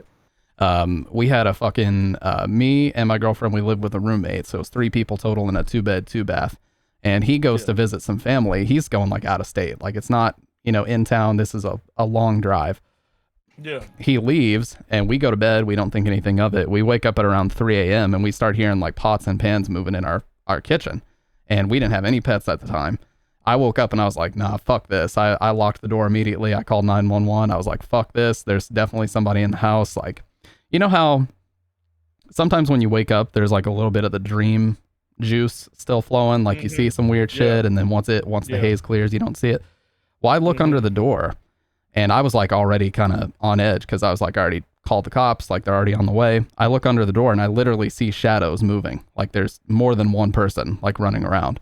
And I was like, oh, we get in a hotel. Yeah, I was like, fuck this. So we wait like 10 minutes. The cop shows up and he calls me and he's like, you know, whoever might be in the apartment, just try to run to the door, because if not, I'm going to have to kick it open. And he knocked a couple times and I could tell like if he needed to knock one more time, he was going to start kicking. So I just said, fuck it. I just opened the door and there was nobody in there. And I still can't explain it. Cop came in. He's like looking around. He searched in all the closets. He made sure none of the windows got breached, nothing. Still can't explain it to this day. I mean, we straight up heard cabinets opening and closing, pots and pans being moved around. And we saw the shadows under the door. I still can't explain it to this day. And it happened right at 3 a.m. too, which I'm sure you know what that's all about. So yeah, that's some witching hours, bro. Yeah. And then the only other one that happened at that apartment, which I think that one's cursed, thank God we don't live there anymore, was one of my friends got me a DVD of, we're big into like underground horror movies. Me and this guy I know, he lives in Pennsylvania, and he got me a movie called A Perfect Child of Satan. And it's like this fucked up, like underground, you know, this Canadian director that makes all these underground fucked up movies, and he goes by the name Lucifer Valentine. So I get the DVD, looks fucked up. I can actually grab it and show you here in a second because I still own it. But a couple days after we get it, I have a dream that my closet smells like burning. It's not on fire, but it smells like burning. And then I wake up at exactly 3:30 a.m. and it's in my closet and I don't remember putting it in there. Yep. In the trash you go. We're good. Yeah. I still have that DVD. Thankfully that never happened again, but I definitely was like, yeah, I probably shouldn't own this. It's one of those things where it just hit me like, probably not. Yeah. My one of my friends has one of those voodoo dolls that yeah, no matter which way you move, the eyes keep following you. yeah, tracking you. Fuck that. Move. And I was like, yeah, I'm gonna be outside, bro. No, like, oh man, that's cool. It's my mom. I was like, fuck your mom. Like, literally, I'm not coming in that house, bro. Yeah. No.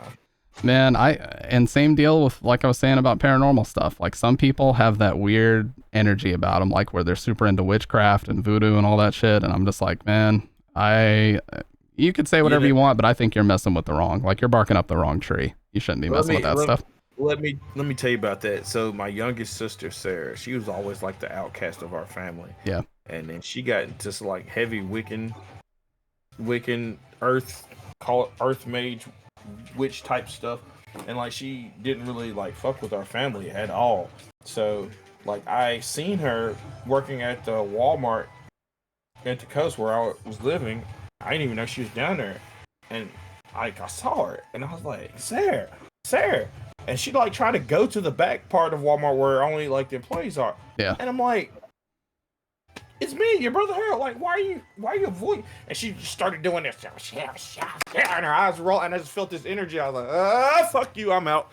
Yeah. Like I was like, what? I had this like aura. I was like, this ain't right. I was like, you know what? You stay unknown. Yeah, I don't even need that DLC. Let it stay locked. I don't even care. Stay silhouetted. Yeah. Good luck to you and everything that you do. I was like, yeah, we're good. I told my mom about it. She's like, yeah, son, she thinks she's a witch and she be doing these rituals and they be sacrificing animals. I said, you know what? That's good. Thank you. You could have told me that, but you didn't know. I didn't know. So I don't fuck with any of that shit. No, me neither. It's like they say, like you start to invite that shit in and you never know what's going to happen. Like even here, this kind of could go into the conspiracy piece too, but I don't know if you've ever heard about like the Faustian bargain contracts in Hollywood where it's like, yeah, we can make you a comedian, we can make you a musician, artist, whatever you want to be, but you got to offer somebody up. I don't know if you've ever heard about that before. Yeah, but, I've heard about that. I've heard plenty about it. Yeah, like I know they do a lot of their ritualistic stuff on that island with the big owl and all that stuff. Like I dabble slightly into looking and stuff like that, but I don't pay too much attention. But I like to try to be well informed, at least a little bit on stuff like that. So yeah. Yeah. Anybody that doesn't fully know what I'm talking about, basically Faust, the story of Faust, he was a German astronomer, and the legend goes that he gave up one of his eyes for worldly knowledge. And so the universal symbol for giving up something for knowledge or fame or wealth is covering one eye. So either this or this. So if you look up, literally just Google celebrities covering one eye, you will never, ever be done. You'll see Michael Jackson, Prince, Justin Bieber, literally any person you've ever heard of that has celebrity status or attained like a top hit, #1 record, whatever it happens to be. There's a picture of them doing this shit with the 666, or there's a picture of them doing this. They're not smiling. They don't seem happy to be doing it. It's like somebody told them to do it.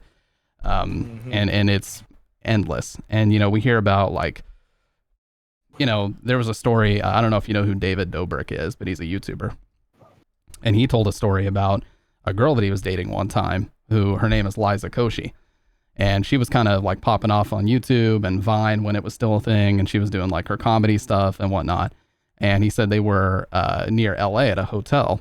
And some guy that he's never seen before just approached her in a suit. And she's like, yeah, you need to leave. Like, we're going to have a business meeting right now.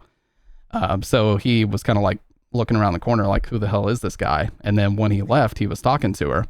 And she's like, yeah, he told me that I can be a comedian, I can be a musician, or I can be in movies, but I have to give up my mom to be, any one of those. And the way he told the story, like you can tell when people are full of shit and they're just spitting hot air in a podcast to try to fill dead air. He actually looked like scared talking about this story. And I was like, dude, that's fucking crazy. If true, that's fucking crazy. That stuff like that really exists. Yeah. Now we in Illuminati chat. Well, I mean, I'm just saying, dude, there's some weird stuff that happens. Like, one of the things that kind of, I hate using the term woke me up, but one of the things that really opened my eyes to some weird shit was like Prince's death. So he died 58 days after his former girlfriend Vanity died. He died in an elevator on 4/21. And, you know, he has that song, I Would Die For You, number 4, and U is the 21st letter of the alphabet. So I Would Die 4/21. He died 4/21/2016. He's got a song called Let's Go Crazy that at the end says, don't let the elevator bring us down. It's the devil. Dead in an elevator. So, you know, that, and I'm just looking at this. I'm like, dude, this is this is weird. All this coincidental stuff going on. And then either that same year or a couple years after, the director of Texas Chainsaw Massacre died. And then as soon as he died, they run this story about a nun with a chainsaw cleaning up after Hurricane Irma. And the shot that they show on the news is like a shot for shot remake of something out of Texas Chainsaw Massacre. Like, it's just weird shit that goes on, dude. And I look at this stuff, I'm like, you know, it just opened my eyes to like, it feels like something else is going on here. You know what I mean? Yeah. But yeah, that is one of the biggest things when it comes to celebrities in Hollywood is like, you know, we don't really know what happens, but we do know that there's a lot of like those fucking eyes wide shut parties or whatever. Those definitely exist, and they are not on there. There's no Facebook invites. There's no Google Hangouts. None of that bullshit. Like, you're going there and you're probably going to do some weird shit. That's all I'm going to say. Yeah. You've been hearing this stuff for like 30 years. Well, oh no, gematria, numerology, flat earth, and okay, dude, we're not going that far. When I start talking about some flat earth, I give you guys permission to cancel me. But I ain't going that far. I keep my shit at least realistic. Yeah. But I don't know, man. It's just, you know, we were talking, one of the other things we were talking about. Do you know the whole Gypsy Rose thing?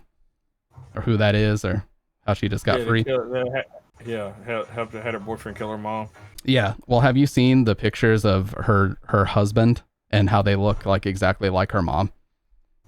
Like, her new husband literally looks like facially, everything about her, or everything about him looks like her mom. So you look at those pictures, it's like, did the mom even actually die, or was that like a cop out? Did she just like take the jail time to be a fall person or what? But I'm not going to pull up the picture because my Google search history is going to get all fucked up. But let's just say, if you look up Gypsy Rose's new husband and you look up pictures of the mom, there's a lot of comparisons and they look like very similar people. That's all I'm saying. So I don't know. You know, I'm just doing my day to day, but there's a lot of weird shit that I see all the time. And I'm like, man, I don't know about all this, but you got to be careful, because if you go too far down the rabbit hole, like everybody says, like you go too far down it and you can't even focus on your day to day shit anymore.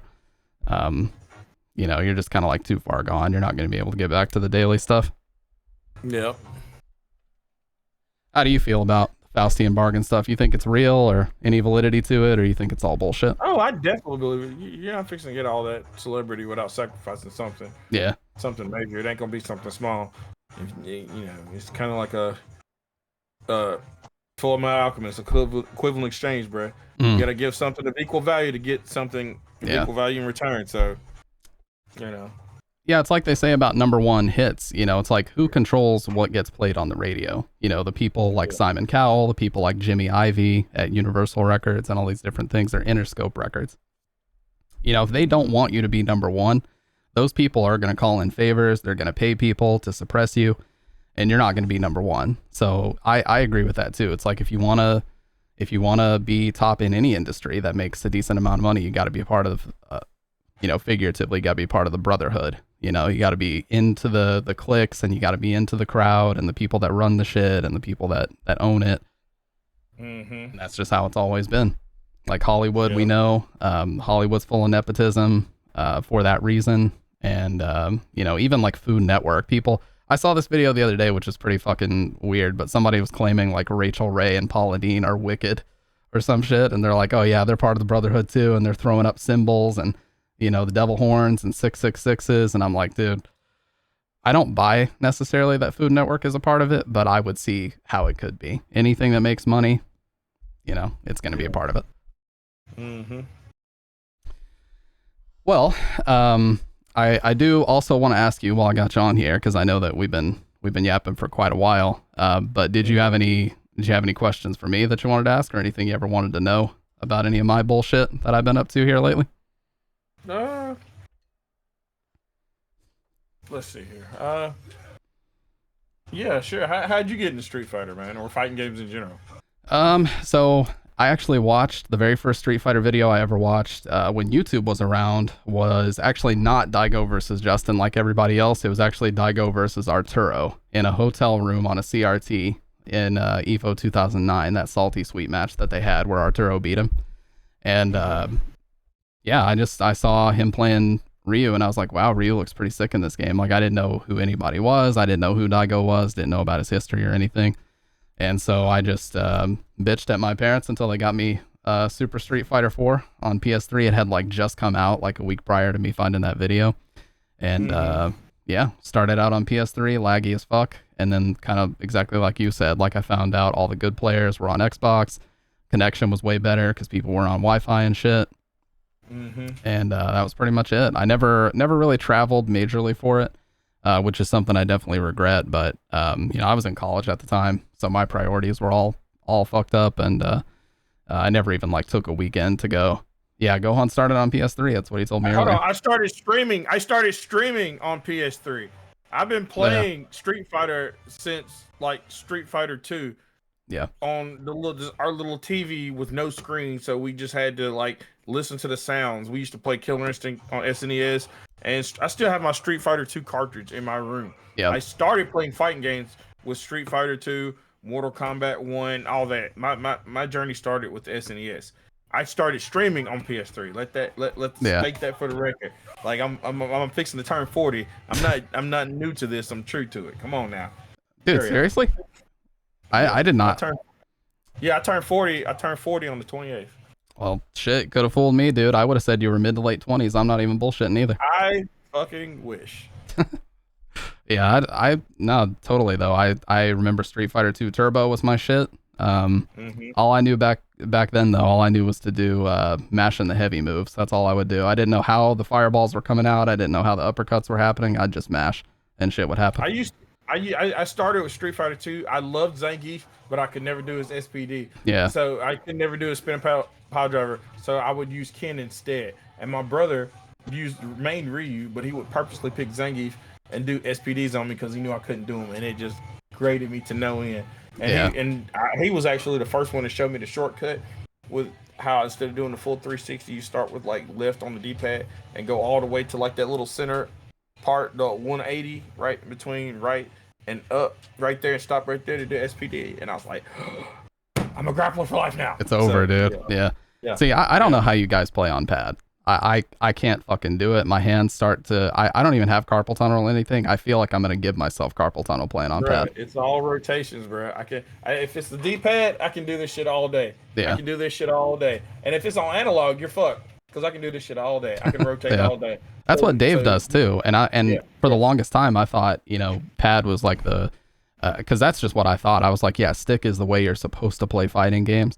And then I play Dave. He's on a fucking beat up Chinese knockoff Xbox pad. And he's like streaking on me like 25, 30 games in a row. I cannot beat this motherfucker. And that was when I kind of learned like, yeah, it doesn't matter what people are on. Like whatever you grew up with is what you're going to be able to beat people on.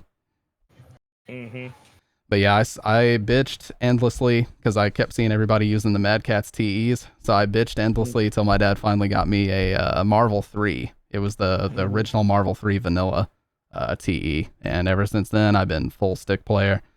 I cannot do pad anymore, dude. I like PS2 pad. PS2 pad is like the best fighting game controller ever because you don't have these like actual pull triggers. You got the buttons for L2 and R2. But yeah, I can't play with any other. Yeah. But yeah, outside of that, I mean, pretty similar. Like you said, you know, I just started playing against all the killers. Like I remember running into Free J a lot online back then, running into people like Punk, ran into Six even back then, Lil Six quite a bit. Shen Chang, he was going by Shen 88 and he was always like the #1 Yun. But yeah, I was just an online warrior, dude. I was in Peaceful J stream. I don't know if you remember that. It was like a 24/7 endless lobby, and then PXG came after that, and that was kind of like before Discord came around. We would just hang out in those chats all day. Like PXG would have his endless lobby running all day. We would just sit in there talking, talking matchups and frame data and shit, and yeah, I kind of miss that too, because like nowadays it feels like everybody just sits chilling in their own Discords, and I'm guilty of it too, because I got my own Discord. Yeah, I do it all the time. Yeah. I'll be having a whole conversation with myself in the mirror. Yeah, everybody just kind of sits and chills in their Discords now, and I just kind of miss when it's kind of like, you know, Xbox Live before party chat happened, where everybody would be playing Halo 3, you're all in game chat talking shit, you can hear everybody with a mic, and then whenever party chat came out, everybody just sits in a party and the game's like dead silent. It's like you killed the community part. So I definitely miss when, you know, people actually had to be in Twitch chat to talk, and they didn't just like, you know, shit talk each other behind backs in DMs on Discord or whatever. But yeah, that's why, you know, when I jumped in your stream recently, and I was like, and you were like, let's play, dude, you're always talking shit. It's like, I love that. Some people, they actually get in their feelings, and they're like, oh shit, I lost, I'm just gonna run. Like I'm just not gonna chat, I'm not gonna say anything, especially if it's a money match and they just leave without paying. Like, come on, dude, if you're gonna talk some shit, at least play. And if it's a money match, fucking pay up. Like, don't be a little bitch about it. Yeah, I live for shit talk, whether I'm winning or losing. Yeah, I'm gonna talk. You're not gonna shut me up, man. Yeah, like that's part of the reason why I got to be, no, I won't say popular, but well known. It's like, Ultimate Gohan, that dude runs his mouth all the time. He's always talking shit. He's that shitty hawk out here mashing SPD and screaming and hollering all the time. Yeah, that's me. I'm loud. I'm out there talking shit. I'll do whatever I got to do to get a rise out of you. So fuck it. Yeah, I think, you know, those days are over for me, like getting really salty about losing. It's like, A, it's online. Like, it's not that serious anyway. And B, yeah, if you talk shit and you lose, like, people still enjoyed watching you lose. So, like, you did something for the game. Like, you made it entertaining. So, you know, exactly. I'll get my ass beat all day. Pause. But I'll get my ass beat all day on Street Fighter if, you know, if it just makes the game fun to watch. I don't really care. Like, as long as I had fun, I don't give a shit if I lose. So. Getting too old for that, dude. I mean, I'm 29, but like I'm getting too old to be getting in my feelings about a fucking video game like that, you know? I ain't gonna lie. Normally I don't, but like certain people will come to my chat and like literally my last stream that I had the other night, like one of my regulars came in there and I was beating his ass, and I told somebody asked me what were my worst matchups and what would I rather fight, a Sagat or a Blanca. I said Blanca all day. I hate Jimmy. And then this motherfucker went and picked Blanca, and he beat me. And I was like, you know what? I'm taking your modship away. And he was like all heartbroken and disappointed. And I was like, I told you, motherfucker. I was drinking, but it really put me in a bad mood. Yeah. And so it's petty and it's stupid, but I was just like, you know, I hate Blanca, and I'm using T-Hawk. That's not a match. I'm supposed to win anyway. And then you went purposely picking a troll with me. Like, go fuck yourself. I remember my first time ever running into you. You were still, your name, I didn't know. I was like, who the fuck is this Nathaniel Neck Hutchinson? Like, who is this guy? Like, what is this all about? And I lost as Rio. I'm like, fuck this. I'm just going to pick Sagat. And I counterpicked the fuck. And I just hear you yelling over the mic, like, oh, you shouldn't have did that. You fucking suck. And I was like, nah, I got this. And then I lost, and I just left immediately. And I was like, who was that guy? Like, I was streaming at the time. I was like, that guy was an asshole. And everybody's like, dude, that's Gohan. You don't know who that is? I'm like, I just didn't know. So then ever since then, that's why I was just kind of, you know, talking shit about that counter pick. I was dirty too, because every time you try to fight me, I was like, nope. You like to try to counter pick me, so nope, we got nothing to talk about. You kicked me every single time, dude. I was like, man, this guy, I legit thought, I thought you actually took it that seriously. Like, man, this shit's personal. Like, god damn, what did I do? But I just hate. I have a hate for somebody that when they, instead of using their main character, they're like, I'm gonna go pick somebody that I know you suffer, that I think match wise statistically you suffer against, just to beat you. And I'm like, if you feel that strongly and I win, I'm not gonna fight you anymore, because it's not even about the fight anymore. You're just here to try to ruin my day or to try to piss me off. So try to get points. Like, nope, I'm good. I said, we're good here. I'm taking my little money. I'm cashing out. We're good. Taking the points and running. See, that I respect taking the points and running when somebody does that shit though, because like I'll beat some people online and then they just switch to Elena. It's like you don't even want to play the game anymore. You just want to abuse the fucking. You just want to abuse the character that's like completely unfinished and teleports and shit. Yep. Well, yeah, man. I don't know how an hour and 40 minutes has gone by, but we covered quite a bit of Fast, stuff, dude. man. I've had fun. I've had fun, man. Hey, me too, man. And I just wanted to say really quick while I got you on, like I feel like you're doing awesome shit over there on your channel. Every time I watch your stream, I'm sitting here laughing like a fucking, like I'm watching some kind of comedy, because I don't think you realize how funny you are, because the shit that you've said in here, like I'm probably gonna get canceled for it, but that's a-okay, because look, it's fucking hilarious. So I'm just gonna let you know, I know you say you're funny and everything. I don't think you realize how funny you are, just like off the cuff or off the rip. So you're doing good shit over there, dude. And I wouldn't be surprised, if sometime down the line, I know you're affiliate now, but I wouldn't be surprised if sometime down the line we see that check mark. You know what I'm saying? I appreciate it, man. I try, I always tell people all the time, I'm not good, I'm not great. This isn't professional gameplay. This is just me fucking off and having fun and just out here just grabbing people by the neck. And if I win, I'm gonna be cocky, I'm gonna talk shit. If I lose, I'm still gonna be cocky and talk shit. Like most people I feel tune in for the catchphrases, for the funny shit, to see me lose it, or to see a bunch of chicks in the back, because it used to be when I couldn't get views, I was like, I'm gonna get some white girls over here scantily clad, and I'm gonna risk my channel and get the views. And then I'll start getting the views, and then it's like, man, where's the girls? Where the hoes? I'm like, no, I got y'all's ass here now. Now it's just comedy and Nick. No girls. Hey, dude, that's not risky nowadays. Nowadays, that's how you get ahead on Twitch. You got to be having basically IRL sections like the softcore porn section nowadays, I tell you. All right, man. Well, like I said, I really appreciate you coming on. I had a fucking blast too. I'll get this episode up on the YouTube channel, and everybody, are you going to be streaming tonight or no? Yeah, I'm probably going to go to the bathroom, and then I'm probably going to stream, because I done had these 2 IPAs. I'm feeling pretty zesty, so I'm probably going to go on Ultra and stream. All right, sick, dude. So I'll wait for you to actually start your stream, and we'll go ahead and rage over there. But like I said, I appreciate you coming on, man, and it's been a super fun conversation. Heck yeah, man. Appreciate you, brother. All right. See you, man. We'll talk to you later. All right, brother. Be easy. Oh, shit. Man, what a character that guy is. What a character. That dude had some crazy stories. I did not expect his liquor store stories. I didn't expect that shit. So, Dave, you told me that there was going to be some wild stuff going on, but I didn't realize the extent of it. So, hey, for real, want to say I appreciate Gohan coming on. That was a fucking blast. That 2 hours just kind of blew by. I didn't even realize. But yeah, I hope everybody enjoyed. Like I said, I've got his stuff pinned. I'm sure most people here are already following him, but go ahead and drop him a follow. And he is going to be going live here in a second, so we'll be sure to rate him up. But with that being said, we'll be back next week, and hope everybody has a great rest of the night. So I will talk to you guys next week.